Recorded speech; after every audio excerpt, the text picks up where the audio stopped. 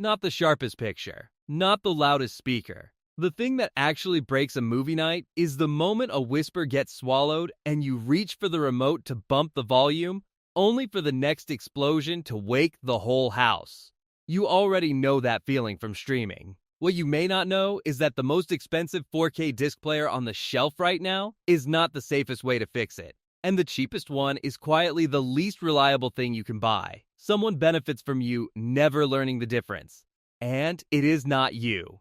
So here is the real question this video answers. Not which player has the most features stamped on the box, but which one will still be reading discs correctly 5 years from now. Here is why this matters more than most gadget decisions. A television gets replaced every 7 or 8 years without much thought. A disc player gets wired into the wall behind your television, connected to a receiver or a soundbar, and then forgotten about for a decade. Replacing it later means pulling cables back out of a wall you already sealed up. Getting it wrong the first time does not just cost money. It costs a second trip, a second setup, and a second night of fighting with remotes instead of watching the film. Nobody paid me to say any of this, and the winner of this list is not the most expensive thing on it. Starting at the bottom, with the trap that looks like a bargain because it is used. The Oppo UDP-203. This player earned a real reputation once. It is still floating around resale sites and forums with people insisting it is the best 4K player ever built, and honestly, the engineering was excellent for its time. But it has been discontinued for years. Think of buying a discontinued player the same way you would think of buying a car with no dealership left standing behind it. When something goes wrong, and eventually something always does, there is no factory number to call and no firmware update coming to fix a new disc that will not play correctly. You are trusting a machine you cannot get fixed to run flawlessly for a decade. Buy it if you already own one and it still works, because you may as well enjoy it. Skip it if you are shopping fresh, because you would be buying yesterday's champion with no safety net under it. Quick gut check before we keep going. If the player you are eyeing right now has not had a firmware update in over 2 years, write that down, because it comes back later. Number 5. And this one surprised a lot of people who assumed cheap and simple meant safe. The Sony UBPX700. It is the player most stores put front and center because of the price. And taken alone, the price is genuinely appealing. But a recent poll of nearly 400 real owners across several home theater communities found that 77.7% of X700 owners reported some kind of issue over time, and 23% called those issues recurring or serious. The single biggest complaint was freezing partway through a disc, especially on discs longer than 2 hours. Here is the mechanism. A 4K disc is not one continuous spiral of data like a music CD. On longer discs, the laser has to jump between layers stacked on top of each other, the way your eyes refocus jumping from a close book to a distant sign. Some lasers make that jump cleanly every time. This one, according to owners, does not always land it, and the film simply stops. Buy it if your budget is genuinely tight and you mostly watch shorter films. Skip it if you plan to watch a 3-hour epic on a Friday night with the whole family already seated, because that is exactly the disc length where this player tends to choke. You just watched 2 so-called bargains fail for 2 completely different reasons. If that changed how you are thinking about this purchase, subscribe now, because every player left on this list gets you closer to the one worth actually keeping. Number 4 is not a dedicated player at all, and that is the point. The Disk Drive Xbox Series X, or the disc-based PlayStation 5. Gaming consoles do play 4K discs, and they do it competently. Owner satisfaction with the PlayStation disc drive specifically ran notably higher than either the Xbox or the cheaper dedicated Sony player in that same reliability poll. But you are still buying a loud, power-hungry gaming computer to do the job of a small dedicated box. And Sony has already confirmed that new game discs stop being produced for this console in 2028. That decision is about games, not movies. And it does not touch your existing movie discs or a dedicated player at all. Still, if the console you are considering is drifting toward a digital-only future for its own library, Ask yourself whether you want your movie collection tied to the same machine. Buy it if you already own the console for gaming, and disc playback is simply a bonus. Skip it if you are buying new specifically to watch movies, because you are paying for a fan, a hard drive, and game compatibility you will never use for that purpose. Number 3 moves into genuinely capable territory and also genuinely overkill territory for most living rooms. The Revon U-BRX 110. This is a niche, enthusiast-built player, priced close to $1,000. With a heavy steel reinforced chassis designed to reduce vibration the way a solid concrete foundation keeps a building from shaking during a storm.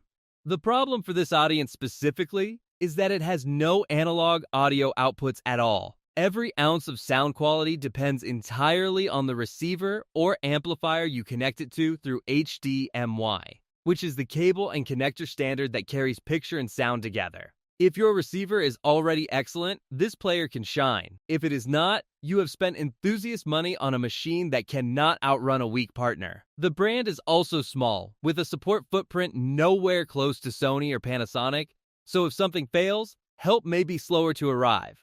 Buy it if you already have a serious receiver and you want the most rigid, vibration-resistant transport you can find. Skip it if you are still building your system from scratch, because this is a finishing piece, not a starting one. That is the last of the traps. Every player from here forward is one I would genuinely put in my own living room. And the reason they are worth talking about right now is that 4K disc players, unlike streaming subscriptions, are not getting more expensive every year the way televisions and game consoles currently are. Before the top 2, here is what I promised earlier. If you already have your own room, your own television, and a specific player you are considering, drop it in the comments with your room size, and I will give you an honest read on whether it actually fits your setup. I read every single one.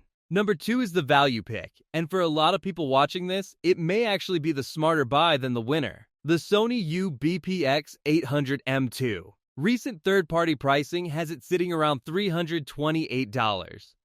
Which puts it well under the Panasonic flagship pick while still supporting Dolby Vision high dynamic range and a wide range of disc types most players skip entirely, including SACD and DVD audio, 2 older high-resolution music disc formats that audiophiles specifically collect. Think of this player as the reliable sedan of the lineup. It is not flashy, it does not chase a reference grade badge, but it starts every single time you turn the key. Sony's own budget model, the X700, struggled with longer discs. This higher-tier Sony does not carry the same reputation, because the more expensive internal components handle that same layer-jumping laser task with more consistency. Buy it if you want strong picture quality, broad disc support, and Sony's ecosystem without stretching your budget toward $500. Skip it if you specifically want the absolute best picture processing available, because that title still belongs to the player at number 1.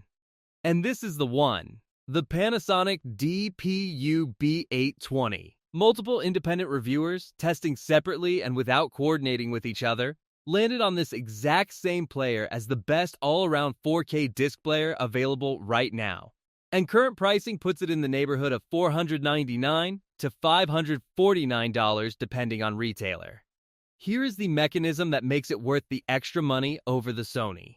Panasonic built this player around the same HCX video processor, short for Hollywood Cinema Experience, used in its own more expensive flagship model. Think of a video processor like a translator standing between the disc and your television, deciding exactly how bright the highlights should look and how deep the shadows should go. A weaker translator guesses. This one has been trained specifically on cinema-grade material, which is why reviewers consistently describe the picture as immersive rather than merely sharp. On the connection side, it gives you 2 separate HDMI outputs, one carrying only sound to your receiver and one carrying only picture to your television, plus a full 7.1 channel analog output and balanced XLR connectors for serious 2-channel music listening. That flexibility means it plays nicely with an older receiver just as easily as a brand new one. And reliability data backs this up too.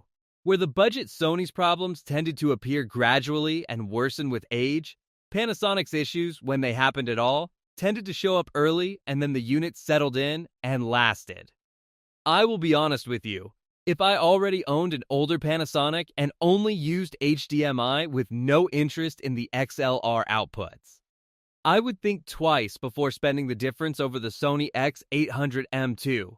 Because for that specific use case, you are partly paying for outputs you may never touch. And if your room and budget genuinely call for reference grade, 8K ready processing with dual dedicated power supplies for 2-channel and multi-channel audio, Panasonic's own DPU-B 9000 sits above this one. Typically running somewhere around $1,000 for the small percentage of viewers with a serious dedicated theater room to justify it. Buy the UB820 if you want the best all-around picture and the most flexible connections without stepping into 4 figures. Skip it only if your entire system already runs through a single HDMI cable with no receiver in the middle. Because in that one specific case, some of what makes this player special never gets used. So here is everything collapsed into 2 simple categories. Avoid the discontinued Oppo and the budget Sony X700, because one has no support left and the other has a documented habit of freezing on longer films. A gaming console works only if you already own it for gaming. The Ravon is a finishing piece for people who already have a serious receiver. For everyone else, it comes down to 2 honest winners. The Sony X800M2 if you want strong performance for around $300, and the Panasonic UB820 if you want the best all-around picture and connection flexibility most households will ever need. Here is the 30-second check, and it requires no technical knowledge at all. First, ask how many HDMI outputs the player has, because 2 separates picture and sound cleanly instead of forcing both down one cable. Second, ask whether it has been updated with new firmware in the last 2 years, because a player nobody supports anymore is a player you cannot get fixed. Third, ask what disc formats beyond basic 4K it supports, because if you or someone in your house has an older music disc collection, that answer changes everything. Fourth, simply measure your actual room, because a player built for a dedicated theater is wasted plugged into a single soundbar in a small apartment. 2 tips before you go, and both are free. First, if your player has a setting called dynamic range compression, turn it off for movie night and back on late at night. It exists to quiet down explosions and boost quiet dialogue automatically, which sounds convenient, but it also flattens the exact contrast between loud and soft that makes a well-mixed film exciting in the first place. Second, whichever player you land on, plug it directly into the HDMI port on your receiver or soundbar labeled EARC, which stands for Enhanced Audio Return Channel rather than any other input. That single port is built to carry the full, uncompressed soundtrack instead of a squeezed-down version, and it is the single most common setup mistake I see people make after they already bought the right player. The best disc player is not the one with the longest spec sheet. It is the one still sitting quietly behind your television 5 years from now, doing its job without you thinking about it once. Next time, we are staying in this exact same rack, because the receiver or soundbar you plug that player into can undo everything we just talked about. And I am ranking the home theater setups that are quietly working against the very picture and sound you just paid for.